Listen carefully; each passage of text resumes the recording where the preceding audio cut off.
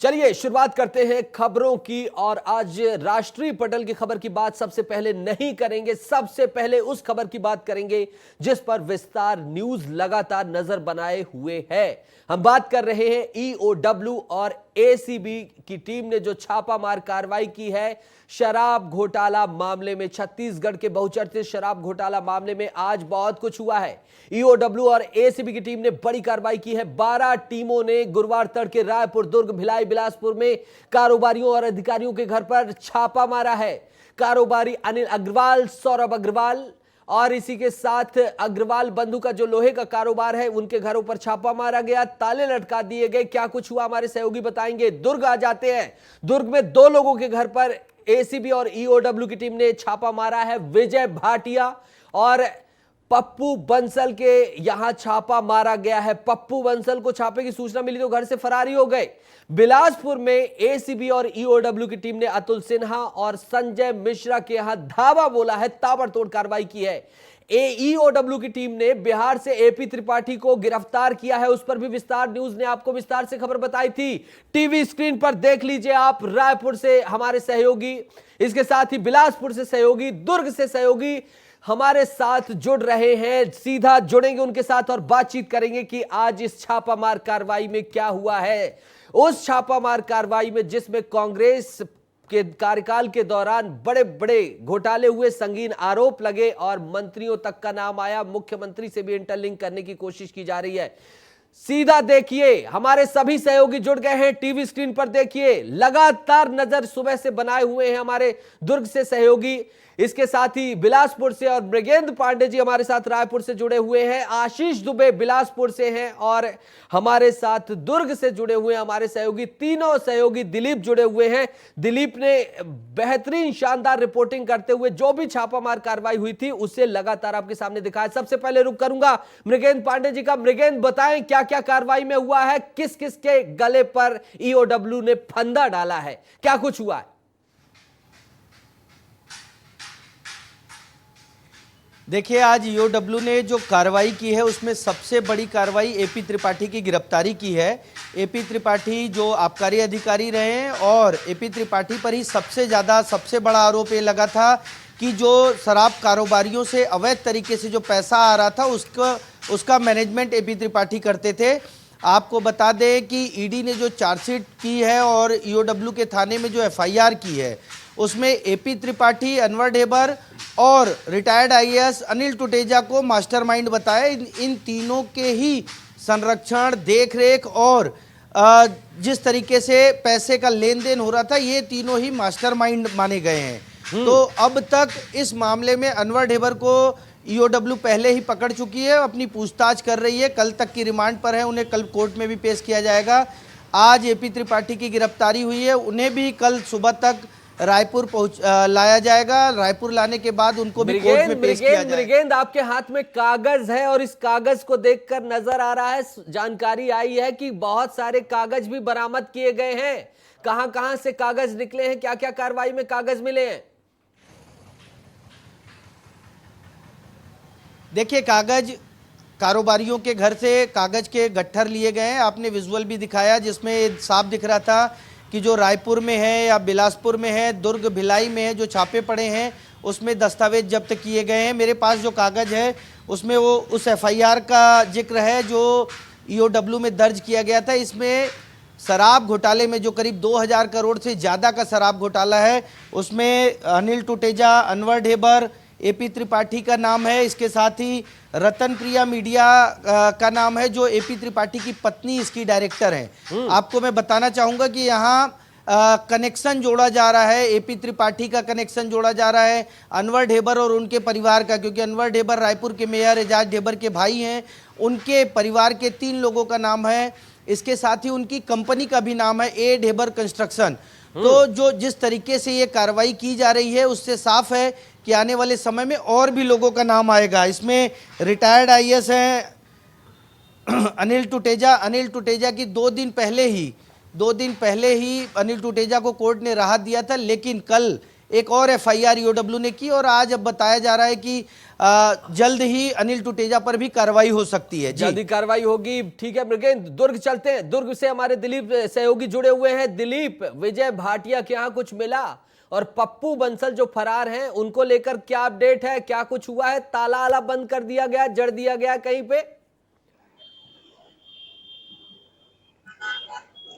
नितेश, देखिए अभी तो जो विजय भाटिया है उनके घर में ईओडब्ल्यू और एसीबी की टीम जो है वहां पे एक जांच कर रही है, दस्तावेज खंगाल रही है और विजय भाटिया भी अभी घर पे मौजूद है। वहीं दूसरा नाम आपने कहा कि पप्पू बंसल के घर में ताला जड़ दिया है। तो हाँ, बिल्कुल तरह से जैसे जिस तरह से हमें सूत्रों से पता चला है कि शायद पप्पू बंसल को एसीबी और ईओडब्ल्यू की टीम पहुंचने की जानकारी पहले ही मिल गई थी, इसलिए वह पहले ही घर छोड़कर फरार हो गए थे। तब जब टीम सुबह सुबह उनके घर पहुंची तो बाहर में दोनों दरवाजों पर ताला लटका हुआ था। यही वजह है कि ईसीबी की और ईओडब्ल्यू की टीम ने उनके जो घर पे ताला लटके थे उसे सील कर दिया और उनके घर के बाहर एक नोटिस चस्पा कर दिया, जिसमें ये लिखा गया कि आपको बार बार नोटिस देने के बाद भी आप दफ्तर में पेश नहीं हुए, इसलिए आज आपके घर पे नोटिस और सील किया जा रहा है, नोटिस चस्पा किया जाएगा। अब जब भी आप ये ताला खोलने के तो आपको एसीबी और ईओडब्ल्यू के अफसर आना पड़ेगा, बिना उनके अनुमति से नहीं खोलना है। तो कहीं ना कहीं ये जो छापेमारी कार्रवाई है इसको भी समझना पड़ेगा नीतीश की आखिर ये शराब घोटाले में पप्पू बंसल का क्या किरदार है और विजय भाटिया का क्या किरदार है। पप्पू भाटिया के बारे बता में दीजिए, जल्दी से बता दीजिए। पप्पू बंसल के बारे में बता दूं तो पप्पू बंसल पुराना शराब कारोबारी है। वो जब ठेका हुआ करता था छत्तीसगढ़ में, जब सरकारी नहीं थी, तब से वो कारोबार कर रहा है। इसके बहुत सारे शराब के अवैध शराब का कारोबारी है। और लेकिन जब छत्तीसगढ़ में शराब घोटाला हुआ, जब अनवर ढीमर के साथ इनकी जब दोस्ती हुई, तो शराब को कैसे खपाना है, क्योंकि कई जगह तो शराब कुछ छत्तीसगढ़ में ही बन रहे थे, अनवर ढीमर के बारे में जानते हैं लोग, क्यों बना रहे थे। तो ये जो पार्टनरशिप है, तो जो जितने भी शराब खपाए गए थे पूरे छत्तीसगढ़ की जो सरकारी शराब दुकानों में, तो उसी से जुड़ा हुआ है। इसीलिए शायद ईडी और अब ठीक है ईओडब्ल्यू दिलीप, बहुत ही महत्वपूर्ण जानकारी आपने दी है। लेकिन आशीष दुबे जुड़े हुए हैं बिलासपुर से। आशीष का रुख कर लेते हैं। आशीष, अतुल सिन्हा के सीए संजय मिश्रा के यहाँ धावा बोला गया है, क्या निकला है, क्या कुछ हुआ, थोड़ा सा बता दीजिएगा। अतुल सिन्हा और संजय मिश्रा के बारे में कैसे इनका कनेक्शन हो रहा है शराब घोटाले से? जी नितेश, आज सुबह जो है, गुरुवार की सुबह एंटी करप्शन ब्यूरो की टीम जो है बिलासपुर के अज्ञे नगर में पहुंची थी और यहाँ संजय मिश्रा जो चार्टेड अकाउंटेंट हैं, अतुल सिन्हा के शराब कारोबारी हैं जो रायपुर के, उनके यहाँ उन्होंने कुछ महत्वपूर्ण दस्तावेज खंगाले हैं और वे दोपहर को चले गए हैं। हमारी मुलाकात भी हुई शाम के वक्त में संजय मिश्रा जी से। हमने पूछा भी कि आपके यहाँ से ऐसे क्या इन्फॉर्मेशन एंटी करप्शन ब्यूरो लेकर के गई है और आपसे क्या बात हुई है। तो फिलहाल उन्होंने यह कहकर कि उन्हें एंटी करप्शन ब्यूरो ने किसी से भी किसी भी तरह की बात नहीं करने की सख्त हिदायत दी है, यह कहकर वे घर चले गए। अभी फिलहाल हम उनके घर के बाहर ही मौजूद हैं और काफ़ी हलचल है उनके पड़ोसियों में भी और लोगों का आना जाना और गतिविधियां जारी है। फिलहाल एंटी करप्शन ब्यूरो तो यहाँ से चली गई है, लेकिन आने वाले समय में आशीष, अगर मुमकिन हो, अगर संभव, तो कैमरामैन से कह दीजिए आप बातचीत करते रहे हो, कैमरामैन दिखा दे जरा सामने का माहौल क्या है। जी जी जी, छवि जरा पलटिए कैमरा और दिखाइए संजय मिश्रा जी का जो घर है वो कैसा है, क्या गतिविधियां हैं। उनके घर से लगातार लोग निकल रहे हैं, पड़ोसी उनके ये जानने की चाह रख रहे हैं कि आखिर यहाँ सुबह से क्या चल रहा है। छवि पीछे पलटिए कैमरा, ये देखिए ये घर है संजय मिश्रा सीए का जो है, आप देख रहे होंगे नितेश कैमरे पर स्पष्ट रूप से उनका जो घर है वो दिखाई दे रहा है। बाहर उनकी कार खड़ी हुई है, क्रेटा, और एक कार भी है पीछे स्विफ्ट जो है, और इस तरफ भी 2 कारें हैं। तो कुल मिलाकर उनके घर में एक सरगर्मी का माहौल है। तो क्या है, क्या लेकर के गए हैं एंटी करप्शन ब्यूरो वाले, ये फिलहाल जानकारी देने से बच रहे हैं संजय मिश्रा। बिल्कुल भले बच रहे हैं, लेकिन विस्तार न्यूज के कैमरे से नहीं बच पाएंगे। विस्तार न्यूज के पास जो जानकारी है कि बोरों में भरकर साक्ष्य ले जाए गए हैं, गट्ठरों में भरकर। आशीष, आपने तमाम जानकारी भेजी है। एक बार फिर से मृगेंद्र का रुख कर लेते हैं। मृगेंद्र, आगे क्या? अब आज की कार्रवाई समाप्त हो गई, अब आगे क्या लग रहा है? लोकसभा चुनाव है और विपक्ष लगातार कह रहा है कि कार्रवाई हमारे ऊपर कार्रवाई कर रहे हैं, तो क्या ताबड़तोड़ कार्रवाइयां और बढ़ेंगी? देखिए, विधानसभा चुनाव के समय जो कार्रवाई हुई थी उसका कोई परिणाम नहीं आया, हालांकि सत्ता बदल गई। अब लोकसभा चुनाव से पहले जो कार्रवाई हो रही है, ऐसा लग रहा है कि शराब घोटाले में, आपको बता दें कि पूर्व मंत्री कवासी लखमा का भी नाम है, तो लोकसभा चुनाव में कवासी लखमा बस्तर से उम्मीदवार हैं कांग्रेस के। हो सकता है आने वाले दिनों में कवासी लखमा तक भी पहुंचे और इस घोटाले में जो 70 लोग नामजद दर्ज किए गए हैं उन लोगों पर भी आगे कार्रवाई हो सकती है। ठीक है मृगेंद्र रोकना चाहूंगा, और मृगेंद्र रोकना चाहूंगा, आपको कहूंगा और दुर्ग से हमारे सहयोगी को कहूंगा कि आप दोनों जाइए, जुट जाइए, खबर में लग जाइए। लेकिन आशीष आप रुके रहिए, अगली खबर में आपसे बातचीत करनी है। आप दोनों जुड़े उसके लिए बहुत बहुत शुक्रिया। आशीष आपका शुक्रिया, थोड़ी देर बाद करता हूं, बहुत बहुत शुक्रिया। तो शराब घोटाले को लेकर हर अपडेट विस्तार न्यूज में आपको हम दे रहे हैं। EOW इकोनॉमिक अफेयर विंग और एंटी करप्शन ब्यूरो यानी कि ACB की जो कार्रवाई है वो सब कुछ आपके सामने बता रहे हैं। आगे चलते हैं। 100 साल से फ्लोराइड युक्त पानी पीने के लिए ग्रामीण मजबूर हैं। उनका कहना है कि 10 लोगों की हार्ट अटैक से मौत हो गई, लेकिन सिस्टम है कि सुनता ही नहीं, और अगर सिस्टम ने नहीं सुनी तो हम वोट नहीं देंगे। देखिए शानदार रिपोर्ट संजय की। पीने लायक हम अपने यहाँ का पानी नहीं है सर। छत्तीसगढ़ के बिलासपुर में मुंगेली और पथरिया बेल्ट से जुड़े 40 गांव के लोग फ्लोराइड युक्त पानी पीने को मजबूर हैं। गांव में यह समस्या लगभग 100 सालों से बनी हुई है। इसके कारण ग्रामीणों को भारी परेशानी का सामना करना पड़ रहा है। ग्रामीणों का यहां तक कहना है कि इसके कारण हार्ट अटैक से उनके गांव में 10 लोगों की मौत हो चुकी है। विस्तार न्यूज जब इन गांवों में पहुंचा तब लोगों ने अपना दर्द बयां किया और अपनी समस्या को लेकर गुहार लगाई। अपने यहाँ टेप नल जो 15-20 साल पहले लगा हुआ है उसी से गुजारा चल रहा है। नया नल जल योजना के तहत जो केंद्र सरकार टंकी के लिए भेजा है, टंकी बना हुआ है मगर उस टंकी में 1 लीटर भी पानी नहीं रुकता है। बाहर से पानी लाते हैं पीने के लिए, जैसे कि बिदबिदा है, सांवा है, इन लोग सब सरगांव से पानी लाते हैं। बहुत पानी खराब है, उसे खाना भी बनाओगे ना तो भी से खाना में उतना पौष्टिक स्वादिष्ट नहीं बनता। बाहर से लाकर बनाना पड़ता है और पीने में भी मतलब पेट में घुड़घुड़ाहट टाइप का आता है।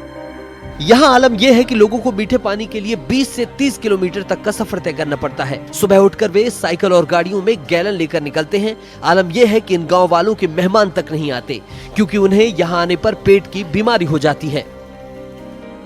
ग्रामीणों का कहना है कि उन्होंने न सिर्फ जिला प्रशासन बल्कि कई और संस्थाओं को अपनी समस्याएं बताई हैं, लेकिन अभी तक कुछ नहीं बदला। इस बार हम लोकसभा चुनाव से पहले मीठे पानी की मांग कर रहे हैं और ऐसा नहीं हुआ तो लोकसभा चुनाव का बहिष्कार करेंगे। अगर ऐसा नहीं हुआ तो हम लोकसभा चुनाव का बहिष्कार करेंगे। एक तरफ निर्वाचन आयोग लगातार स्वीप अभियान चला रहा है। आशीष हमारे सहयोगी जुड़ गए हैं। आशीष, 40 से 50 गांव में यह समस्या है, नल जल योजना चल रही है, सब कुछ चल रहा है, तो फिर क्या हो रहा है? क्यों नहीं यहां तक पानी पहुंच रहा और प्रशासन सो रहा है क्या?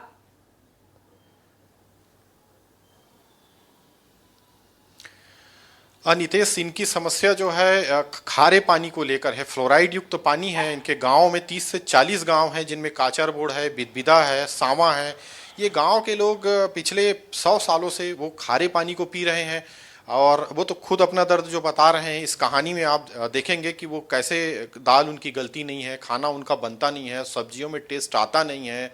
तो कुल मिलाकर के एक नरकी जीवन जो है वो गांव वाले जी रहे हैं। वो अपनी समस्या इतनी सख्ती से बताते हैं जब हम वहां पहुंचते हैं कि कोई पेट दिखाता है अपना, कोई फ्लोराइड युक्त पानी से जो उनको एलर्जी है उसको दिखाता है और ये मांग करता है कि अधिकारियों को कोसते हुए कि उनकी समस्या का निराकरण त्वरित किया जाए, नहीं तो वे चुनाव का बहिष्कार करेंगे। आशीष, क्यों नहीं किया जा रहा है समस्याओं का समाधान? 100 साल से ये समस्या है। उनकी बीते 5 साल कांग्रेस की भी सरकार रही और अब भारतीय जनता पार्टी की सरकार आ गई। नल जल योजना जैसी महत्वाकांक्षी योजना चल रही है, लेकिन इसके बाद भी इनकी गुहार क्यों नहीं सुनी जा रही? क्या कह रहे हैं अधिकारी? इन्होंने क्या बताया आशीष? देखिए नितेश, जब जब चुनाव आता है तब तब लोग, अधिकारी और नेता इनके गांव में पहुंचते हैं और जब वे ग्रामीण अपनी समस्या बताते हैं, एक दो कुछ औपचारिकता के तौर पर मीठे पानी के लिए टंकियां रख दी जाती है और वो टंकी 1 से 2 महीने में खराब हो जाती है और इसके बाद ही फिर गांव वाली की समस्या यथावत हो जाती है। तो कुल मिलाकर के अधिकारी जाते तो हैं, PHE वाले जा तो रहे हैं, नेता लोग जा तो रहे हैं, लेकिन जो लेकिन ग्रामीणों का सिर्फ दर्द खाना पूर्ति कर रहे हैं। बहुत ही संवेदनशील रिपोर्ट आपने भेजी है आशीष। उम्मीद है कि इस रिपोर्ट को देखने के बाद सिस्टम जागेगा। गुहार हम ही लगा लेते हैं, विस्तार न्यूज ही लगा लेता है कि साहब जी पहुंच जाइए और इनकी जिंदगी बचा लीजिए। आशीष, बहुत बहुत शुक्रिया हमसे जुड़ने के लिए और इस तमाम जानकारी को साझा करने के लिए। आगे चलेंगे। नवरात्रि में तरह तरह के भक्त आपको दिखाई देते हैं, उनकी भक्ति का सम्मान है। कोई हवन करता है, कोई पूजन करता है, कोई अनुष्ठान करता है, लेकिन एक 8-6 फीट उनकी लंबाई है, 5 फीट गड्ढे में चले गए हैं और 1 फुट यानी कि सर बस उनका ऊपर है और इसे कह रहे हैं वो कि मैं क्या कर रहा हूं, अनुष्ठान कर रहा हूं। रिपोर्ट देख लीजिए, फिर अपने सहयोगी से बात करेंगे कि ऐसा करने की क्यों जरूरत हुई और भक्त की श्रद्धा इसे माना जाए या कुछ और।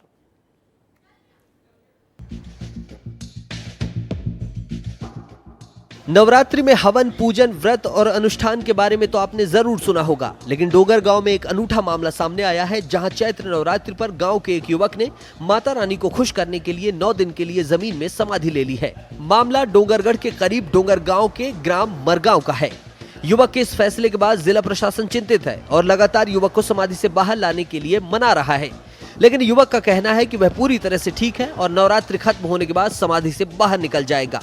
आलम यह है कि युवक की समाधि लेने के बाद बड़ी संख्या में ग्रामीण पहुंच रहे हैं और उस युवक को देख रहे हैं। युवक का नाम हरिचंद्र बंजारे बताया जा रहा है। मामले को देखते हुए तहसीलदार ने आरआई, पटवारी, ग्राम पंचायत प्रतिनिधि और स्वास्थ्य विभाग की टीम को मौके पर भेजा। युवक को समझाइश देने जब जिला प्रशासन की टीम पहुंची तो युवक ने बताया कि उसने अपने गुरु के आदेश के अनुसार समाधि ली है और जैसे ही नवरात्रि खत्म होगी वह समाधि से निकल जाएगा। तो 9 दिन की समाधि इन्होंने ली है और प्रशासन लगातार मुस्तैद है। जतन किए जा रहे हैं कि आप निकल आइए, आपका स्वास्थ्य का पहली प्राथमिकता है, आपको भक्ति ही करना है तो किसी और तरीके से करिए। लेकिन इन्होंने लेटर लिख दिया कि जो कुछ भी होगा उसका जिम्मेदार मैं हूंगा। डोगर गांव का यह मामला है और लगातार प्रशासन की टीम इस पर जुटी हुई है और लगातार रिव्यू कर रही है। चलिए आगे बढ़ते हैं और आगे चलते हैं। छत्तीसगढ़ में डिप्टी सीएम अरुण साव ने एक बयान दिया है। उन्होंने कहा है कि नक्सलियों के आत्मसमर्पण पर हम एक्शन लेंगे। अगर नक्सली आत्मसमर्पण कर देंगे तो हम उन्हें मुख्य धारा में जोड़ेंगे और आगे बढ़कर बस्तर का विकास करेंगे। अरुण साव ने क्या कहा वो सुन लीजिए, फिर हम अपने सहयोगी का रुख करेंगे। देखिए, आज इस प्रकार की बातें कहकर नक्सली अपनी हताशा बता रहे हैं, पर हम तो सभी से आग्रह करते हैं कि मुख्य धारा में आकर जुड़े, लोकतांत्रिक और संवैधानिक व्यवस्थाओं का पालन करें, बस्तर की तरक्की और विकास में सहयोग करें। ये हम बार बार आग्रह कर रहे हैं। हमारे बच्चे आगे बढ़ें, शिक्षित हों, स्वस्थ हों, इसके लिए बस्तर का विकास आवश्यक है। इसलिए विकास के मुख्य धारा में जुड़े, निश्चित रूप से सरकार के साथ मिलकर काम करना चाहिए। रवि मेरे हमारे सहयोगी जुड़ गए हैं। रवि, गोली और बोली अभी साथ में चलती हुई दिखाई दे रही है। क्या अरुण साव या विजय शर्मा की जो अपीलें हैं, इन अपीलों से बस्तर के लोग आसानी से समझ पाएंगे कि अगर बातचीत की पहल नहीं की जा रही है तो नक्सली कहीं ना कहीं उनके संसाधनों का दुरुपयोग कर रहे हैं, खूनी होली खेली जा रही है, या फिर कुछ और समझा जाए इस बयान का मायना? नीतीश, एक कड़ा संदेश है सरकार का, ये आपको मैं समझाता हूँ, क्योंकि हम लगातार देख रहे हैं जब से बीजेपी की सरकार बनी है, सरकार का जो रवैया है वो सख्त है और जो कार्रवाई हो रही है उससे देखकर आप समझ भी सकते हैं कि जिस पुवर्ती गांव में जाना फोर्स के लिए बहुत कठिन माना जाता था, वहां अब आसानी से जाया जा सकता है क्योंकि वहां पर कैंप लग चुका है और वहाँ के लोगों को सुविधाएं मिल रही है, सरकारी सुविधाएं मिल रही है। बहुत बड़ी सफलता है। इसका जो मैसेज है उसको समझेंगे तो आपको एक बात क्लियर लगेगी कि सरकार अब नक्सलियों को खत्म करने की दिशा में आगे बढ़ रही है। और जब अमित शाह छत्तीसगढ़ आए थे तो उन्होंने ये दावा भी किया था कि छत्तीसगढ़ से नक्सलियों को बहुत जल्द खत्म कर दिया जाएगा। तो इसी लक्ष्य को हासिल करने के लिए बीजेपी की सरकार लगातार कोशिश कर रही है और फोर्स को उन अंदरूनी इलाकों में भेज रही है जहाँ पर नक्सलियों का पहले कब्जा हुआ करता था। अब उन सभी कब्जा जहाँ पे कब्जा हुआ करता था उन सभी कब्जा इलाकों को मुक्त करवाया जा रहा है और सरकारी योजनाओं को वहां पहुंचाया जा रहा है। तो ये प्रक्रिया अब तेजी से चल रही है नीतीश, तेजी तो से चल रही है और अपील भी की जा रही है कि बातचीत कर लीजिए, अगर बातचीत से समाधान निकल जाता है तो वो भी हो जाए। रवि बहुत बहुत शुक्रिया जुड़ने के लिए और तमाम जानकारी साझा करने के लिए। बलरामपुर चलेंगे जहां जिला मुख्यालय से 15 किलोमीटर दूर बचगांव में जंगली पहाड़ी पर एक गांव बसा है। 150 लोग यहां रहते हैं, 70 वोटर हैं, लेकिन यहां तक कुछ नहीं पहुंचा। सड़क, बिजली, पानी कुछ नहीं है। वोट डालने ये 10 किलोमीटर जाते हैं और नेताओं के वादे इस गांव के लोगों के लिए चुनावी वादे बनकर रह जाते हैं, इनका कहना है। आलम यह है कि इस गांव के लड़कों की शादी नहीं हो रही। क्यों? क्योंकि यहां सड़क, पानी, बिजली जैसी मूलभूत सुविधाएं नहीं है। शादी ब्याह भी हम लोग जाते हैं कहीं पर, मैंने लड़की खोजने के लिए, चाहे कहीं भी, हमको बोलता है कि वहाँ रोड नहीं है, हम लोग नहीं देंगे वहाँ लड़की, रोड का साधन नहीं, हम किसे आए जाएंगे। हॉस्पिटल ले जाते हैं, हर कुछ का समस्या है ना। हम लोग के यहाँ सबसे दिक्कत है, सबसे पहले अगर कोई शासन रोड दे देगा तो ठीक था। चुनाव समय तो विधायक मंत्री नेता बनाते हैं तो कहता है कि रोड बनवा दूंगा, और जीतने के बाद उन लोग भी चुपचाप हो जाते हैं, कुछ बोलबे नहीं करता है। नंद कुमार कुशवाहा हमारे सहयोगी जुड़ गए हैं जिन्होंने इस पहाड़ में चढ़कर इस गांव के लोगों का दर्द बयां किया है। नंद कुमार, क्यों नहीं पहुंच पा रही सुविधाएं, क्या दिक्कतें जा रही हैं और ये कैसे जीवन गुजार रहे हैं इतनी समस्याओं के बीच ग्रामीण? नंद कुमार से हम एक बार फिर से जुड़ने की कोशिश करेंगे, लेकिन इनका दर्द बड़ा दर्द है। वोट डालने ये 10-10 किलोमीटर पैदल जाते हैं और पैदल जाने के बाद भी इनको पगडंडी तक नहीं नसीब हो रही है। चलिए पक्की सड़क की बात भी आप छोड़ दीजिए, दुर्गम एरिया है, दुर्गम इलाका है, जंगल है, लेकिन अब तक क्या 75 साल बाद यहां पगडंडी भी नहीं बननी चाहिए थी? नंद कुमार हमारे सहयोगी जुड़ गए हैं। नंद कुमार, क्या दिक्कतें जा रही हैं, इन्होंने क्या अपना हाल बताया है और इनका हाल क्यों बेहाल है? शादी तक नहीं हो रही है इस गांव के लड़कों की। जी नीतीश सर, मैं आपको बताना चाहूंगा, ये बलरामपुर जिले का बचवार ग्राम पंचायत गांव है, जो कि आपको बता दूं पहाड़ी से चढ़कर ये 10 किलोमीटर उतर कर ये वो वोटिंग डालने जाते हैं ये। और इनसे जब हम बात किए तो ग्रामीण बताते हैं बहुत बड़ी समस्या कि ये गांव में कोई लड़की नहीं देना चाहता है, मतलब कोई लड़की शादी नहीं देना चाहता है। क्यों? क्योंकि वहाँ पे क्या है, रास्ते नहीं है, आने जाने के रास्ते नहीं है, और कहीं पे शादी हुआ के लिए कोई लड़की अगर अपनी देती है। लेकिन नंद कुमार, अभी तक कच्ची पगडंडी तो बन सकती है, क्या इतना दुर्गम भी तो नहीं होगा कि 75 साल बाद जहां देश चांद में जा रहा है वहां उनको पगडंडी भी ना नसीब हो? इस बारे में सर ग्रामीण से बात किए थे तो ग्रामीण का कहना है कि वहाँ पे एक ऑप्शन बन सकता है, जो कि ग्रामीण बताए थे कि ये रूट बन सकता है। ठीक है, जब चुनाव आते, जब चुनाव आते तब वादे किए जाते। नंद कुमार, इस खबर को पहुंचाइएगा अधिकारियों तक, विस्तार न्यूज का संदेश दे दीजिएगा कि जनहित में हम खड़े हैं, साहब जी जरा पगडंडी का इंतजाम कर दो। बहुत बहुत शुक्रिया हमसे जुड़ने के लिए, बहुत बहुत धन्यवाद आपका। दुर्गेश साहू मेरे सहयोगी लगातार अमित शाह की रैली को कवर कर रहे हैं, उनसे मुखातिब कराऊंगा, लेकिन उससे पहले थोड़ा सा खबर जान लीजिए। क्या है खबर? यह है कि केंद्रीय गृह मंत्री अमित शाह फग्गन सिंह कुलस्ते के पक्ष में प्रचार करने के लिए मंडला पहुंचे। आपने विस्तार न्यूज में खबर देखी, उन्होंने क्या कुछ कहा है ये जरा देख लीजिए। उन्होंने कटनी में भी गए वो मंडला जाने के बाद, और कटनी में भी उन्होंने कांग्रेस पर निशाना साधा। कुल मिलाकर मंडला कटनी दोनों जगह उन्होंने निशाना साधा है। और दुर्गेश हमारे सहयोगी सुबह से डटे हुए अड़े हुए हैं इस खबर में तमाम जानकारी को लेकर। अमित शाह ने क्या क्या हमला बोला है मंडला में, कटनी में, वो देख लीजिए, फिर दुर्गेश से बात करेंगे। ये परिवारवादी गठबंधन, उनका उद्देश्य क्या है? महाराष्ट्र में शरद पवार है, उनका उद्देश्य है अपनी बेटी को मुख्यमंत्री बनाना। उद्धव ठाकरे का उद्देश्य है अपने बेटे को मुख्यमंत्री बनाना। तमिलनाडु में स्टालिन का उद्देश्य है अपने बेटे को मुख्यमंत्री बनाना। बंगाल में ममता दीदी का उद्देश्य है अपने भतीजे को मुख्यमंत्री बनाना। और सोनिया जी का उद्देश्य है राहुल बाबा को प्रधानमंत्री बनाना। मोदी जी ने धारा 370 को 5 अगस्त 2019 को समाप्त कर कश्मीर को हमेशा के लिए भारत के साथ दिया। भाई और बहनों, एक कांग्रेस पार्टी आज भी कहती है कि धारा 370 हटाकर क्या करना था। भाइयों और बहनों, मैं आज कांग्रेस पार्टी को कह देता हूं, सपने में भी आप शासन में नहीं आ सकते, मगर आ भी गए कभी कभार आ भी गए तो धारा 370 को हाथ मत लगाना। वो भारतीय जनता पार्टी के कार्यकर्ताओं का फैसला है। ये कश्मीर, इसको भारत से कोई छीन नहीं सकता। दुर्गेश हमारे सहयोगी जुड़ गए हैं। दुर्गेश, माफी के साथ वक्त कम है, जल्दी से बता दीजिए, फौरन बता दीजिए कि अमित शाह के भाषण की प्रमुख बातें क्या रही, किन मुद्दों को लेकर विपक्ष पर हमला बोला, और 19 के भाषण में अब के भाषण में क्या डिफरेंस नजर आ रहा है दुर्गेश?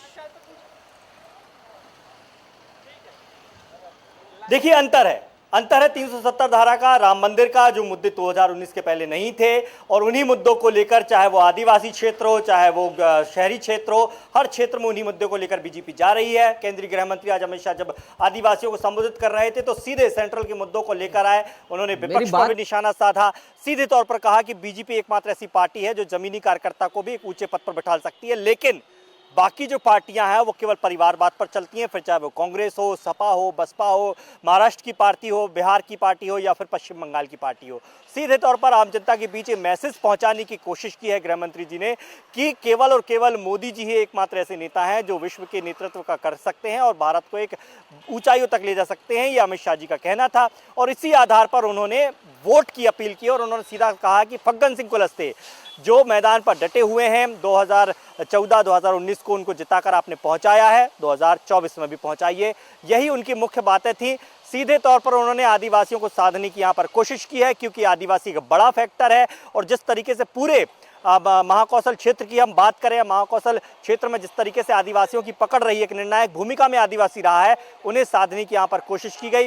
उम्मीद की गई कि आदिवासी जो है वो पूरी तरीके से बीजेपी के सपोर्ट तो यानी कि कुल मुद्दे अलग है, एजेंडे अलग है। दुर्गेश, बहुत शानदार, आप सुबह से लगे रहे, थक गए होंगे, जरा विश्राम कर लीजिए, आराम कर लीजिए। बहुत बहुत शुक्रिया जुड़ने के लिए। तो ये थे दुर्गेश, लगातार सुबह से खड़े हैं, रैली से लेकर हर जगह जा रहे हैं और कवर कर रहे हैं, और आप तक कवरेज पहुंचा रहे हैं विस्तार न्यूज के दर्शकों तक।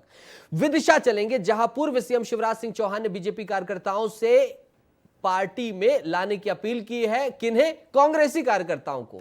उन्होंने कहा कि कांग्रेस का नेतृत्व अप्रासंगिक हो गया। इसके साथ ही उन्होंने विभीषण से तुलना की है जो उनकी पार्टी में आ रहे हैं। सुन लीजिए शिवराज सिंह चौहान ने क्या कहा, फिर उसके बाद हमारे स्टेट एडिटर श्याम सिंह तोमर के पास चलेंगे और तमाम जानकारी इस मसले पर लेंगे।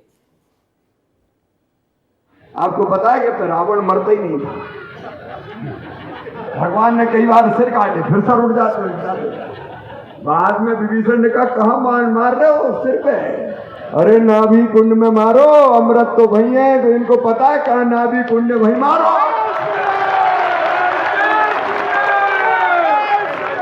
अब अपन को दिक्कत थोड़ी बताने वाले आ गए अपन को। रिकॉर्ड ऐसे ही बनेगा, शशांक जी, राकेश जी, वैसे नहीं बनेगा, और इसलिए अब अपन को सारी चीजें पता चल जाएंगी। श्याम सिंह तोमर जी जुड़ गए हैं, राजनीति में इनकी पूरी पकड़ है मध्य प्रदेश में। श्याम जी, रावण इतना बड़ा भी सामने नहीं है, और पहली बात तो रावण है भी कि नहीं है, कितने सारे विभीषण आप ला रहे हैं, रोज लाए जा रहे हैं।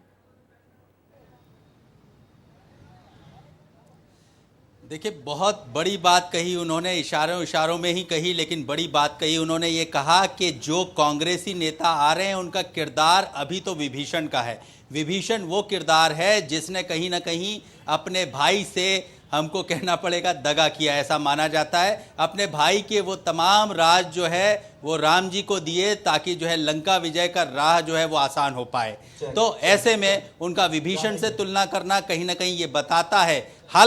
हालांकि उन्होंने जो है पार्टी हित में ये कहा कि ये जो विभीषण रूपी सीनियर लीडर आ रहे हैं, तमाम लोग आ रहे हैं, तो ये भाजपा की राह आसान कर रहे हैं, उनके लिए एक जो है कहना चाहिए बड़ा काम करके जा रहे हैं, ताकि जो है कांग्रेस कमजोर होगी तो 100% जो है भाजपा मजबूत होगी, और जो उम्मीदवार हैं उनकी जीत की राह आसान होगी।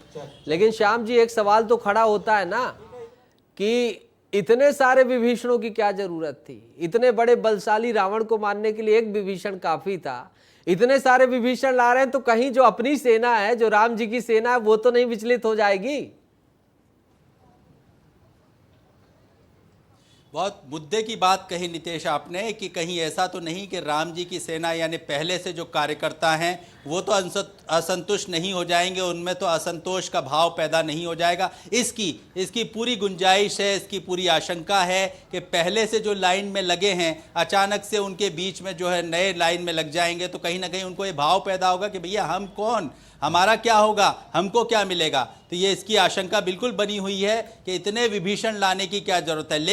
लेकिन हम दुनिया की सबसे बड़ी पार्टी होने का दावा करने वाली भाजपा के बारे में जानते हैं कि वो काफ़ी रिसर्च के बाद, काफ़ी मंथन के बाद जो है एक ऑपरेशनल रूप से मिशन फॉर्म में जो है काम करती है और उसके परिणाम अब तक तो उसको मिलते आए हैं। ठीक है, खैर ये तो हो गई श्याम जी बयानबाजी। जाते जाते आखिरी प्रश्न पूछ लेते हैं, इसमें अभी तक कांग्रेस की प्रतिक्रिया आई है? कांग्रेस ने पलटवार कर दिया? देखिए बिल्कुल इसमें कांग्रेस की जो है प्रतिक्रिया आई है। जीतू पटवारी जो है उनका ये कहना है कि बीजेपी जो है अभी जिस गुमान में है, जिस घमंड में है वो अपनी जगह है, लेकिन जो जा रहे हैं वो हमारे लिए उपयोगी नहीं थे। बीजेपी के लिए कितने उपयोगी होंगे ये आने वाला वक्त बताएगा। जीतू पटवारी का ये कहना है। ठीक है श्याम जी, बहुत महत्वपूर्ण जानकारी आपने दी है और वार पलटवार क्या कुछ हुआ सब कुछ आपने इतने संक्षिप्त शब्दों में इतना अच्छा बता दिया, उसके लिए बहुत बहुत शुक्रिया आपका श्याम जी। लगातार भोपाल मध्य प्रदेश की सियासत पर गहरी नजर रखते हैं, बहुत बहुत शुक्रिया। लोकसभा शाम 7 बजे लोकसभा है, उसको भी आप जरूर देखिएगा विस्तार न्यूज में।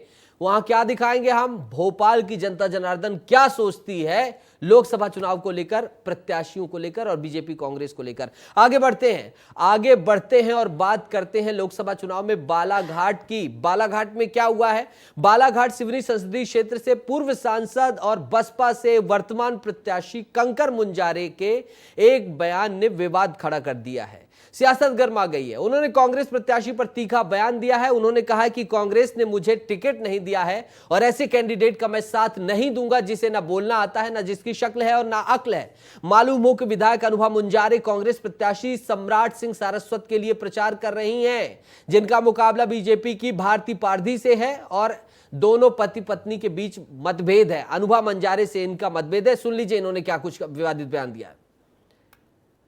तो कांग्रेस में साथ नहीं दे सकता, ऐसे कैंडिडेट को साथ दूंगा कि जो बिल्कुल ही कोई काम का नहीं है, बोल नहीं सकता, शकल नहीं है, अकल नहीं है। वो दिन भर तो मतलब राजश्री अंदर कर रहता है मुंह के अंदर, फिर राजश्री निकालता शाम को 5 बजे तो फिर बोतल डाल लेता अंदर, गिटक लेता पूरा। तो उसको क्या मैं सपोर्ट करूँ? उसको सपोर्ट दे के मैं आत्महत्या नहीं कर सकता खुद। अभी मेरे को रहना लोगों की लड़ रहा है अभी क्या, और उसके साथ जितने लोग घूम रहे हैं वो कांग्रेस पार्टी के लोग नहीं घूम रहे हैं, सब शराब पार्टी के लोग हैं। शराब पार्टी जितने भी नेता घूम रहे हैं उनके साथ में सब शराब पार्टी के लोग हैं। श्याम जी लगातार जुड़े हुए हैं, मैं धन्यवाद कर रहा था, मुझे अभी पता चला कि आप ही हैं सर, और खुशी हो गई। बताइए कि ये लड़ाई का क्या फायदा मिलेगा? कंकर मुंजारे की ये हताशा है, इसे क्या माना जाए या बड़बोलापन मान लिया जाए? देखिए हमको ये लगता है कि कंकर मुंजारे बहुत कुशल राजनीतिज्ञ हैं, उनके पास अनुभव है और ये जो वो कह रहे हैं उसके मायने हैं। और हमें तो ये भी लगता है कि पति पत्नी का जो झगड़ा है वो केवल दिखावा है, इसके अलावा कुछ नहीं है। वो अपने लिए समर्थन चाहते हैं, वो अपने लिए लोगों का ध्यान आकर्षण चाहते हैं और अपने लिए जो है उनका मत चाहते हैं लोगों को जो है वो, इसी वजह से वो लगातार इस तरह के बयान देते रहे हैं। इससे पहले भी उन्होंने कहा था कि पत्नी जो है दूसरे पार्टी के लिए जो वो करे, इससे अच्छा है कि वो कहीं और जाके रहने लगे उनकी पत्नी, ताकि जो है उनको दखल न पड़े। वो बीएसपी से हैं, पत्नी कांग्रेस उम्मीदवार का समर्थन करती है। तो ये कहीं ना कहीं एक रणनीति का हिस्सा है। जबान फिसली नहीं है, जबान फिसलाई गई है। जवान फिसलाई गई है, लेकिन इनकी फिसलाई जवान में कहीं सम्राट सिंह को घाटा ना हो जाए और भारती पारधी को फायदा तो नहीं हो जाएगा। ये बिल्कुल आप ठीक कह रहे हैं कि कहीं ना कहीं ये ऐसा भी हो सकता है मतदाता कई बार कि जो खुद झगड़ रहे हैं उनको, वो हमारे क्या जनप्रतिनिधि बनेंगे, वो हमारा क्या प्रतिनिधित्व करेंगे, ये भी भाव चला जाता है। तो हो सकता है कि इसका फायदा भारती पारधी को मिल जाए और उनको जो है रिकॉर्ड तोड़ मत उनके पक्ष में हो। बिल्कुल बिल्कुल श्याम जी, अगर लड़ाई देखी जाए भारती पारधी और सम्राट सारस्वत के बीच तो कैसी लड़ाई की खबरें हैं और यहां का मुकाबला कैसा दिखाई दे रहा है, क्योंकि महिला बनाम पुरुष की भी लड़ाई हो गई है और भारती पारधी को नया बिल्कुल फ्रेश चेहरा दिया गया है दिग्गज बिसेन का टिकट काटकर। बिल्कुल ठीक कह रहे हैं कि क्योंकि त्रिकोणीय मुकाबला हो गया है और उस वजह से कांटे की टक्कर तो है ही, लेकिन ये जो तमाम एक फ्रेश चेहरा है भाजपा के पास में, इसके अलावा बाकी दो पार्टियों ने अपने अनुभवी लोगों को उतारा है, तो इससे कांटे की टक्कर की स्थिति तो बनी ही हुई है। लेकिन हमको ये लगता है कि अभी जो ट्रेंड चल रहा है कि मोदी का चेहरा है और उसमें जो भी उम्मीदवार है बिल्कुल फ्रेशर, उसको जो है देखते हुए मोदी की योजनाएं, मोदी का चेहरा, तो उम्मीदवार गौण हो जाता है, उसका चेहरा जो है गौण हो जाता है, मोदी आगे रहते हैं और इसीलिए जीत भी सुनिश्चित मानी जाती है और मोदी कर भी यही रहे हैं। वो तमाम नए चेहरे उनके लिए प्रचार कर रहे हैं, उनके लिए काम कर रहे हैं और उसके लिए जो है ये भी कोशिश हो रही है कि कहीं ना कहीं ये रणनीति कारगर साबित होगी, ऐसा भाजपा को लगता है। ठीक है श्याम जी, इस महत्वपूर्ण विश्लेषण के लिए, तमाम जानकारी के लिए बहुत बहुत शुक्रिया, बहुत बहुत धन्यवाद। अब चलेंगे भोपाल की अगली खबर है। आरजीपीवी में भ्रष्टाचार जो हुआ था उसके मुख्य सरगना जो कथित तौर पर कहे जा रहे हैं उनको रायपुर से दबोचा गया है। देख लीजिए कैसे दबोचा, कैसे मिली है सफलता, फिर बात करेंगे सहयोगी से।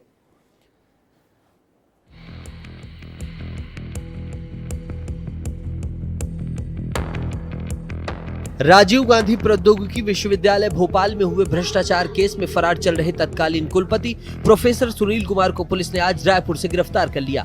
गांधीनगर पुलिस थाना में 3 मार्च को केस दर्ज होने के बाद से वह फरार चल रहा था। दरअसल यूनिवर्सिटी का तत्कालीन कुलपति प्रोफेसर सुनील कुमार रायपुर में अपने एक परिचित के यहाँ छिपा हुआ था। पुलिस लगातार प्रोफेसर कुमार की लोकेशन ट्रेस कर रही थी। पुलिस को बुधवार को सुनील कुमार की लोकेशन रायपुर में मिली, जिसके बाद पुलिस की एक टीम रायपुर रवाना हुई और यहाँ सुनील कुमार को गिरफ्तार कर लिया। बता दें कि आरजीपीवी में फंड घोटाला मामला सामने आया था, जिसमें करीब 20 करोड़ रुपए का अवैध ट्रांजैक्शन किया गया था। अब प्रोफेसर सुनील कुमार की गिरफ्तारी के बाद इस मामले में तत्कालीन रजिस्ट्रार आरएस राजपूत और retire finance controller Rishikesh Verma police की पकड़ से अभी बाहर हैं। यूनिवर्सिटी के ये दोनों अफसर बीते 1 माह से फरार चल रहे हैं। पुलिस ने लुकआउट नोटिस जारी करते हुए इन्हें भगोड़ा घोषित किया है और अब इन पर 30,000 रुपए का इनाम रखा गया है। वहीं गिरफ्तार कुलपति को भोपाल ले जाया गया है। तो प्रोफेसर कुमार हत्थे चढ़ गए हैं और कैसे हत्थे चढ़े हैं ये तो लगातार आप विस्तार न्यूज में देख रहे थे सुबह से कि रायपुर में अपने रिश्तेदार के घर में छिपे हुए थे। पुलिस लोकेशन ट्रेस कर रही थी, भोपाल पुलिस आई, रायपुर पुलिस के साथ मिली, लोकेशन ट्रेस किया और इनको धर दबोचा। 20 करोड़ के घोटाले का आरोप है। विद्या के मंदिर में, शिक्षा के मंदिर में घोटाले की बात सामने आई है। विवेक पांडे हमारे सहयोगी सीधा भोपाल से जुड़ेंगे और तमाम जानकारी आपके साथ साझा करेंगे। प्रोफेसर साहब भोपाल पहुंचे, विवेक जुड़ गए, हमारे सहयोगी जुड़ गए, विवेक के पास चलते हैं। विवेक, प्रोफेसर साहब पहुंच गए भोपाल में, स्वागत सत्कार हो गया, पुलिस ने कर दिया?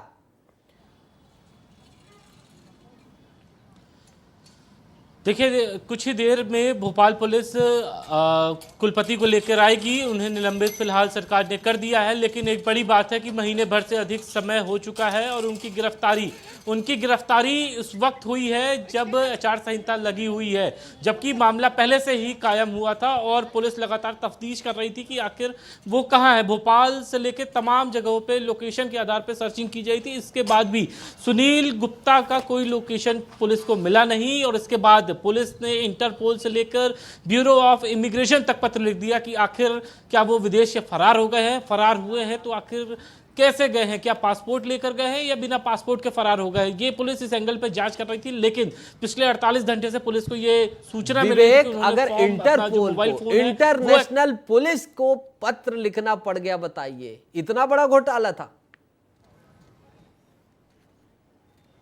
देखिए, बिल्कुल सही बात है कि सुनील गुप्ता के जो बेटे हैं, उनके कुछ परिवार के सदस्य हैं, वो ऑस्ट्रेलिया के सिडनी में रहते हैं और पुलिस ने जब अपनी प्राथमिक पूछताछ की थी तो उस वक्त सामने निकल के यही जानकारी आई थी और पुलिस को ये अंदेशा था कि जब मध्य प्रदेश और देश भर में उनके कहीं लोकेशन मिल नहीं रहे हैं, पुलिस लगातार सर्विलांस पे उनके फ़ोन को ट्रेस कर रही थी। इसके बाद भी उनको लोकेशन जब पुलिस को नहीं मिला तो इसके बाद ये पूरी प्रक्रिया अपनाई गई कि इंटरपोल को शामिल किया जाए, ब्यूरो ऑफ इमिग्रेशन को पुलिस ने पत्र लिखा। इसके अलावा MHA को भी पत्र लिखा कि अगर कहीं पर भी उनका पासपोर्ट पासपोर्ट किसी भी एयरपोर्ट से एग्जिट हुआ है या फिर किसी देश की ओर उनकी जाने की सूचना है तो ऐसे में इंटरपोल मदद करे और भोपाल पुलिस को सूचना दे। लेकिन पुलिस लगातार जो उनके ठीक है मोबाइल फोन विवेक, लेकिन दो अभी भी जो इनके सहयोगी थे उन पुलिस की पकड़ से दूर है, उनको लेकर जरा बता दीजिए और उनके ऊपर क्या आरोप हैं और कब पकड़े जाएंगे, इस पर भी तो सवाल खड़े होने चाहिए ना। 1 महीने बाद आप पकड़ पाए इनको? नितेश, बिल्कुल सही बात है कि 2 अभी भी आरोपी फरार है। इसमें पूर्व फाइनेंस कंट्रोलर और रजिस्ट्रार शामिल हैं और पुलिस इनके घरों पे दबिश दे रही है। उन दोनों ही आरोपियों के फैमिलियों से बातचीत पुलिस की हो चुकी है, लेकिन अभी तक पुलिस के हाथ कोई ठोस सुराग नहीं लगा है। सुनील कुमार की गिरफ्तारी के बाद ये स्पष्ट है कि आने वाले कुछ दिनों के अंदर उनकी भी गिरफ्तारी हो सकती है, लेकिन पुलिस अभी भोपाल लेकर कुलपति को लेकर नहीं पहुंची है। और सबसे बड़ी बात है कि पुलिस बाय रोड लेकर आ रही है। उसका पीछे का कारण है कि अगर कहीं ट्रेन से उनको लेकर आया जाता, इस बात की सूचना मिलती तो कई अलग अलग जगह क्या बात है विवेक आज भले चश्मा लगाकर नहीं आए, आप रोज देखते हैं विवेक चश्मे आते हैं, लेकिन खबर पर नजर वही, अंदाज वही। विवेक जुड़े रहिएगा, बड़ी खबर भोपाल से, उसमें फिर से आपको मुखातिब कराना है दर्शकों से। राजधानी भोपाल से बड़ी खबर है जहां पर पार्षद विकास पटेल ने पीएम आवास योजना की कॉलोनी का गेट तोड़वा दिया है, ऐसा आरोप लगाया उनके ऊपर। मालीखेड़ी इलाके में पार्षद विकास पटेल ने कॉलोनी का गेट तोड़वाया है। पार्षद की मौजूदगी में झुग्गी झोपड़ी रहवासियों पर गेट तोड़ने का आरोप है। कॉलोनी वासियों के साथ नगर निगम उपयंत्री अजय सिंह सोलंकी ने शिकायत की है। छोला थाना पहुंचकर यह शिकायत की गई है और स्थानीय लोगों ने पार्षद पर गंभीर आरोप लगाए हैं। विवेक हमारे सहयोगी जुड़े हुए लगातार इस खबर को लेकर। विवेक, क्या ये कॉलोनी में गेट तोड़वा दिया गया है, पार्षद पर गंभीर आरोप लगाए गए हैं, क्या है इन आरोपों को लेकर सच्चाई, पुलिस से क्या बातचीत हुई है? आचार संहिता लगी हुई है नितेश, और अगर किसी पार्षद से ये कह दिया जाए कि इलाके में पानी नहीं आ रहा है, इसकी व्यवस्था कर दी जाए, तो एक सबसे अच्छा बहाना है कि आचार संहिता लगी है। लेकिन किसी का गेट तोड़वाना हो, खासतौर पे पीएम आवास का, जिसकी नींव प्रधानमंत्री नरेंद्र मोदी ने अपनी योजना के जरिए रखी, उसका बाकायदा गेट तोड़वा दिया उस कॉलोनी का। और इसी बात से नाराज होकर तमाम जो मालीखेड़ी इलाके के लोग थे उन्होंने पुलिस को शिकायत की और पार्षद पे गंभीर आरोप लगाए कि ये जो हरकत की जा रही है ये बेहद ही गंभीर आपत्तिजनक है। और इसी बात को ध्यान में रखते पुलिस ने लोगों की शिकायत के आधार पर जांच शुरू कर दी कि आखिर तोड़ने की वजह क्या थी। लेकिन एक सबसे बड़ी बात है कि पार्षद जब आचार संहिता लागू है तब ऐसे काम क्यों कर रहे हैं और खुद ही अपनी सरकार को शर्मिंदा करने की हरकत कर रहे हैं। पार्षद ना भी हो, आम नागरिक भी हो, तो किसे हक है? आप कानूनी कार्रवाई करिए, आपत्ति है तो उसके लिए आवेदन दीजिए, आप उसके लिए न्यायालयीन प्रक्रिया का सहारा लीजिए, लेकिन आप उसके लिए इस तरह बल का प्रयोग तो नहीं कर सकते ना विवेक। बिल्कुल सही बात है, किसी को ये जरूरत नहीं थी कि जब ये तोड़ा जा रहा था उस समय अभद्रता की जाए, लेकिन पार्षद जो उस पूरे गेट को तोड़ने की कोशिश करवा रहे थे और तोड़ा भी गया बकायदा गेट को, तो ऐसे में लोगों की आपत्ति। ठीक है विवेक शुक्रिया करता हूं, बड़ी खबर आ गई है, बहुत बहुत धन्यवाद इस तमाम जानकारी के लिए।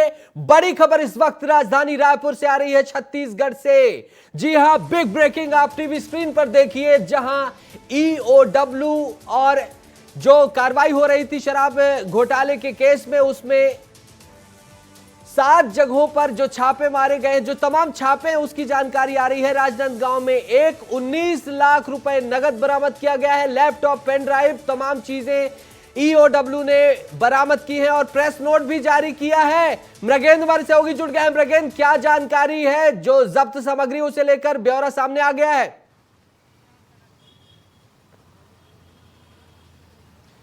देखिए, EOW के SP से अभी हमारी बात हुई, उन्होंने बताया कि टोटल 21 स्थानों पर कार्रवाई की गई है। इसमें रायपुर में 9 स्थान हैं, दुर्ग भिलाई में 7 स्थान, राजनांदगांव में 1 और बिलासपुर में 4 स्थान हैं। खास बात यह है कि 19 लाख रुपए नगद जब्त किए गए हैं और करोड़ों रुपए की ज्वेलरी, सोने चांदी के गहने और तमाम चीज़ें जब्त की गई हैं। इसके साथ ही लैपटॉप, पेन ड्राइव और तमाम चीज़ें हैं, जिसमें शराब के अवैध कारोबार से जुड़े जो खर्चे किए गए हैं उसकी जानकारी दी गई है। तो इस वक्त विस्तार न्यूज़ सबसे पहले आपको ये बता रहा है कि टोटल 21 स्थानों पर कार्रवाई की गई थी और 19 लाख रुपए नगद बरामद किए गए। पहली बार हो रहा है शराब घोटाले को लेकर, जिसमें नगद पैसे बरामद किए गए। इससे पहले भी जो कार्रवाई हुई थी वहां ईओडब्ल्यू की टीम को खाली हाथ लौटना पड़ा था। इस बार हो रहा बड़ी कार्रवाई हुई। मृगेंद्र, रोक रहा हूं, दर्शकों को बता देना चाहूं, पहली बार ऐसा हो रहा है कि जब नगद जब्त किया गया है। मृगेंद्र, क्या ये संयुक्त कार्रवाई जो पूरी जगह का कलेक्शन है, ये पूरी जानकारी है कि ये कहीं खास जगह की जानकारी है? नहीं, अभी तक जो जानकारी आई है, टोटल 21 स्थानों में से 14 स्थानों पे छापा कंक्लूड कर दिया गया है। उन जगहों से जो मिले हैं वो 19 लाख रुपए हैं। अभी जहां छापे चल रहे हैं, जहां जांच चल रही है, जहां कार्रवाई चल रही है, वहां के डिटेल आने बाकी हैं। तो ये 19 लाख रुपए अभी तक जब्त किए गए। एक और अपडेट आपको बता देते हैं, 14 जगहों का ये डेटा है। बचे हुए जो 21 जगहों में, यानी कि 7 जगहों का डेटा जैसे ही आएगा सबसे पहले बताएंगे। मृगेंद्र, एक चीज और, पहली बार अगर कैश मिल गया है, पहली बार कैश जब्त कर लिया गया, तो यानी यह समझा जाए कि अब आगे मुश्किल बढ़ने वाली है इस घोटाले में जिनका जिनका नाम है।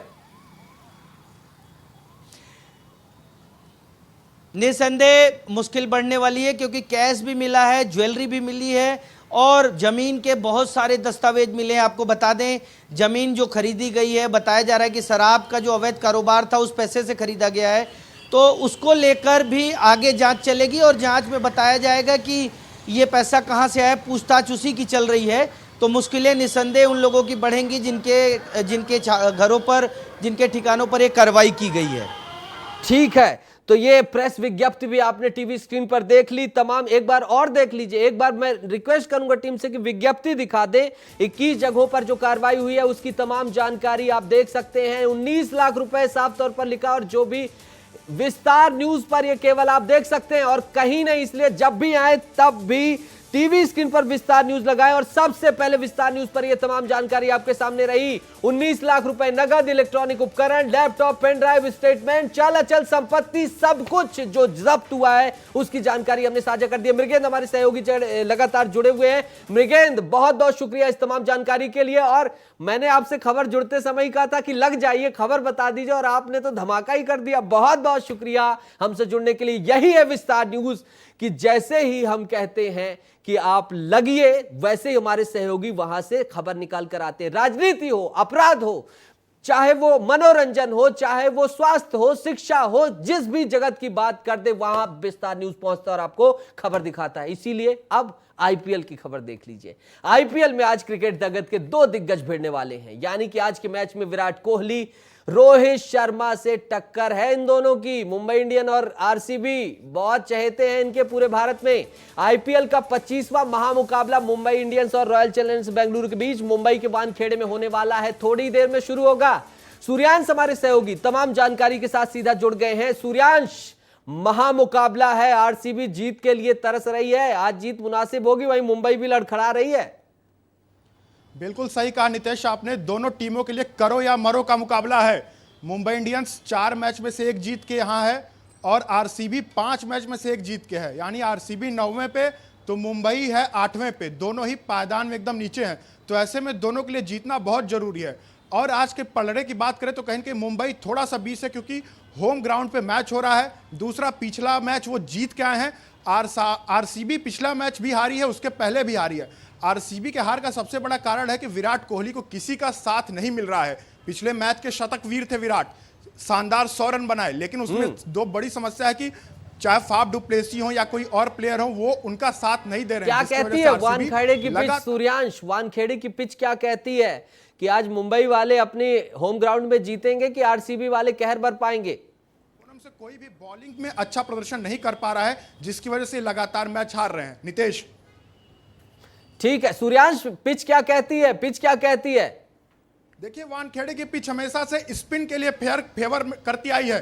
वानखेड़े में स्पिन का बहुत बड़ा रोल होगा और ग्राउंड छोटा है, तो मैं बता दूं आज के मैदान में बहुत रन बरसने वाले हैं। दर्शकों को पैसा वसूल मैच देखने को मिलेगा, जो टीवी से देखेंगे उन्हें भरपूर रोमांच मिलेगा। और क्रिकेट जगत के 2 बड़े दिग्गज विराट कोहली और रोहित शर्मा आज आमने सामने होंगे, दोनों बड़े चेहरे। और विराट कोहली जो प्रदर्शन करते हैं उनके लिए तो यही कहना चाहूंगा, रख खून में वो उबाल, जब तक जवानी है, तेरे इसी अंदाज की तो पूरी दुनिया दीवानी है। और आइस कूल, हर सिचुएशन में शांत रहने वाले सामने है रोहित शर्मा, कप्तान है हार्दिक पांड्या। तो ऐसे में जो आज का मैच हो, जो जीतेगा वो कहीं ना कहीं अपनी स्थिति मजबूत करेगा, लेकिन आरसीबी के लिए मुकाबला बहुत अहम है। ठीक है सूर्यांश, बहुत बहुत शुक्रिया। जाइए मैच देखिए और तमाम अपडेट जो है विस्तार न्यूज के दर्शकों को बताते रहिए फटाफट अंदाज में। ढेर सारी खबरें। उत्तराखंड में चुनावी रण में गरजे प्रधानमंत्री नरेंद्र मोदी। उत्तराखंड के ऋषिकेश में जनसभा के दौरान पीएम मोदी ने कांग्रेस पर साधा निशाना। पीएम मोदी ने कहा कांग्रेस ने मां गंगा के अस्तित्व पर उठाए सवाल। प्रधानमंत्री नरेंद्र मोदी का बयान, भारत चीन बॉर्डर विवाद पर तत्काल चर्चा जरूरी। शांतिपूर्ण संबंध सिर्फ भारत और चीन के लिए नहीं बल्कि पूरी दुनिया के लिए है जरूरी।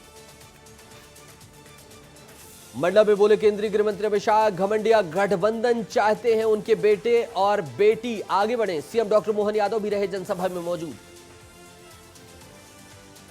मंडला में बोले अमित शाह, रामलला अब टेंट में नहीं मनाएंगे बर्थडे, भव्य मंदिर में मनेगी रामनवमी। हरियाणा में स्कूल बस पलटी, 8 बच्चों की मौत, 15 से ज्यादा घायल। नशे में था ड्राइवर, फिटनेस भी एक्सपायर, स्कूल में नहीं थी ईद की छुट्टी। देश भर में आज धूमधाम से मनाई जा रही ईद। नमाज के बाद लोगों ने एक दूसरे को दी मुबारकबाद। दिल्ली के ईदगाह में ईद की गई नमाज। चुनावी दौरे में व्यस्त मध्य प्रदेश के मुख्यमंत्री डॉक्टर मोहन यादव ने उज्जैन में चखा रबड़ी का स्वाद। सीएम ने सोशल मीडिया पर शेयर किया वीडियो, लिखा उज्जैन की रबड़ी यानी मिठास। विदिशा में पूर्व सीएम और बीजेपी प्रत्याशी शिवराज सिंह चौहान का दिखा अलग अंदाज। उन्होंने लोगों और पार्टी कार्यकर्ताओं के साथ पी चाय। इस दौरान उनके साथ सेल्फी लेते नजर आए लोग। कटनी में कांग्रेस को लगा बड़ा झटका। पूर्व महापौर विजेंद्र मिश्रा समेत कई नेताओं ने ली बीजेपी की सदस्यता। बरही में गृह मंत्री अमित शाह के कार्यक्रम में बीजेपी में शामिल। बीजेपी विधायक संदीप जायसवाल ने दिलाई सदस्यता। गरियाबंद के गुरुजी भाठा पहुंचे सीएम विष्णुदेव साय। चुनावी सभा को किया संबोधित। विवादित बयानों को लेकर कांग्रेस पर साधा निशाना। कहा सत्ता जाने के बाद कांग्रेस नेताओं का मानसिक संतुलन बिगड़ गया है। छत्तीसगढ़ नेता प्रतिपक्ष ने प्रधानमंत्री मोदी पर टिप्पणी करने से किया मना। उप मुख्यमंत्री अरुण साव ने कसा तंज। कहा इससे स्पष्ट हो गया है कि उन्होंने जो बातें कही वह कही हैं। नक्सलियों पर बोले उप मुख्यमंत्री अरुण साव, नक्सली मुख्य धारा में आकर जुड़े, बस्तर आगे बढ़े, इस दिशा में सरकार काम कर रही है। नक्सलियों को सरकार के साथ मिलकर काम करना चाहिए। छत्तीसगढ़ में शराब घोटाले को लेकर एक्शन में एसीबी और ईओडब्ल्यू की टीम। रायपुर, दुर्ग, राजनांदगांव, बिलासपुर समेत 20 से 22 जगहों पर एक साथ छापामार कार्रवाई। घोटाले से जुड़े दस्तावेजों की जांच में जुटी टीम। बलरामपुर में जर्जर सड़क को लेकर ग्रामीणों ने किया आंदोलन। लोक निर्माण विभाग के अधिकारी और ठेकेदारों पर मिलीभगत का आरोप। लोगों ने की कार्यपालन अभियंता को हटाने की मांग। बलरामपुर में नकली फेविक्विक और सिगरेट बेचने वालों पर प्रशासन की कार्रवाई। मुंबई की आईपी लीगल टीम ने दुकान पर मारा छापा। लाखों रुपए की नकली फेविक्विक और इंडोनेशिया की सिगरेट बरामद। राजनांदगांव के डोंगरगांव में युवक ने ली 9 दिन की समाधि। नवरात्रि में देवी आराधना के लिए युवक ने ली 9 दिन की समाधि। युवक को देखने के लिए बड़ी संख्या में पहुंचे लोग। पेंड्रा में भालुओं का आतंक लगातार जारी। 3 भालुओं ने एक व्यक्ति पर किया हमला। गंभीर रूप से घायल व्यक्ति को अस्पताल में कराया गया भर्ती। सारंगढ़ बिलाईगढ़ में बड़ा सड़क हादसा। छत्तीसगढ़ फिल्म इंडस्ट्री के मशहूर विलेन सूरज मेहर की हुई मौत। फिल्म की शूटिंग से लौट रहे थे सूरज मेहर की गाड़ी को पिकअप वाहन ने मारी टक्कर। इधर शिवपुरी में पुलिस की बड़ी कार्रवाई। चेकिंग के दौरान पकड़े 15 लाख रुपए। पैसों की जानकारी नहीं देने पर आयकर विभाग ने जब्त किए रुपए।